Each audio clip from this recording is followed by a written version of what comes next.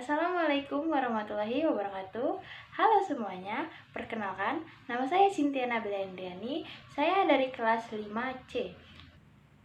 Nah, di video kali ini saya akan membahas materi tentang pembelajaran IPS di SD berdasarkan kurikulum Merdeka. Di sini kita akan membahas tentang pembelajaran IPS di SD berdasarkan kurikulum Merdeka. Pembelajaran ilmu pengetahuan sosial atau yang sering kita kenal dengan IPS di sekolah dasar berdasarkan kurikulum Merdeka memiliki pendekatan yang berbeda dari kurikulum sebelumnya. IPS tidak lagi hanya menjadi mata pelajaran yang berdiri sendiri, melainkan sekarang terintegrasi dengan mata pelajaran lainnya. Nah, kita akan membahas tentang karakteristik utama pembelajaran IPS. Yang pertama, integrasi mata pelajaran. Pembelajaran IPS di SD disatukan dalam mata pelajaran IPA, lalu berubah menjadi nama IPAS, yaitu Ilmu Pengetahuan Alam dan Sosial untuk kelas 3, 4, 5, dan 6. Sedangkan untuk kelas 1 dan 2, konsep-konsep dasar IPS disisipkan dalam mata pelajaran Bahasa Indonesia dan Matematika. Pembelajaran berbasis lingkungan. Materi pembelajaran dirancang agar relevan dengan kehidupan sehari-hari siswa. Guru dapat menggunakan lingkungan sekitar sekolah sebagai sumber belajar untuk mengajarkan konsep-konsep sosial. Lalu yang selanjutnya, pendekatan holistik dan kontekstual. Pembelajaran tidak hanya berfokus pada hafalan saja, tetapi juga dengan pemahaman secara mendalam. Siswa diajak untuk berpikir kritis dan memecahkan masalah, lalu berkolaborasi. Lalu yang selanjutnya ada proyek penguatan profil pelajar Pancasila atau P5. IPS menjadi bagian penting dalam pelaksanaan P5. Tema-tema P5 seringkali berkaitan dengan isu-isu sosial, budaya, dan lingkungan yang memungkinkan siswa untuk mengaplikasikan pengetahuan IPS mereka ke dalam proyek nyata.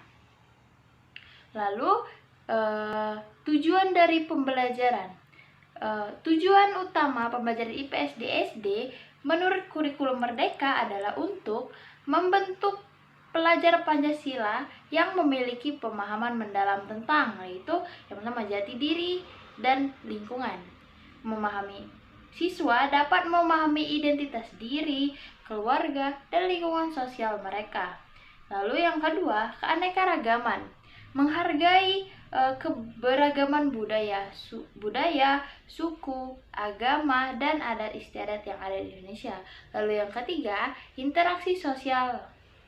Mampu berinteraksi secara positif dengan orang lain dan juga lingkungan sekitar mereka. Lalu yang keempat, kewarganegaraan. Memahami hak dan kewajiban sebagai warga negara di Indonesia. Lalu materi selanjutnya kita akan membahas tentang materi pokok atau topik esensial. Materi yang diajarkan dalam IPAS mencakup gabungan antara ilmu alam dan juga sosial.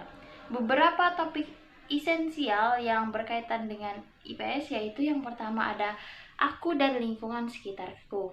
Nah, pada materi ini siswa dapat mengenal anggota keluarga, hubungan kekerabatan, dan lingkungan tempat tinggal mereka.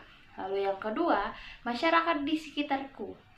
Siswa dapat memahami peran dan profesi yang ada di masyarakat, serta interaksi sosial yang terjadi pada sekitarnya. Lalu yang ketiga, Indonesia negaraku. Nah, siswa dapat mengenal lambang negara, lagu kebangsaan, serta keberagaman budaya, dan juga pahlawan-pahlawan yang ada di Indonesia. Lalu yang keempat, jejak sejarah. Siswa dapat mengenal peristiwa sejarah di sekitar tempat tinggal atau peristiwa nasional yang relevan dengan usia siswa.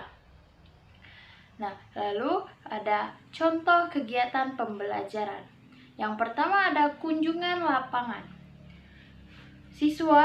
Guru dapat mengajak siswa untuk mengunjungi tempat-tempat bersejarah, museum, atau sentra kerajinan lokal. Lalu yang kedua, studi kasus. Menganalisis masalah sosial sederhana yang relevan dengan kehidupan siswa seperti kebersihan lingkungan atau kerukunan antar teman mereka di kelas. Lalu yang ketiga, bermain peran atau role playing. Memerankan berbagai profesi atau tokoh sejarah untuk memahami peran mereka dalam masyarakat. Lalu yang keempat, diskusi dan presentasi. Mengemukakan pendapat dan hasil pengamatan tentang isu-isu sosial. Nah, lalu yang selanjutnya ada model-model pembelajaran IPS dalam kurikulum mereka.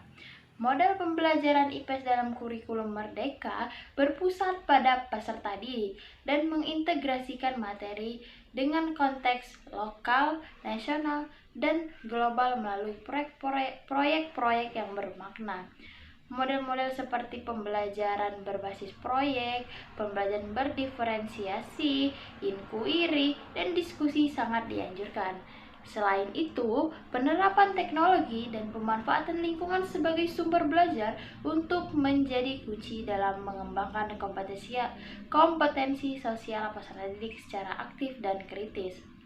Nah, dengan adanya kita mengajarkan lebih banyak melibatkan siswa, maka siswa dapat lebih berpikir kritis dan juga dia akan lebih berani untuk menyampaikan pendapat mereka di dalam kelas.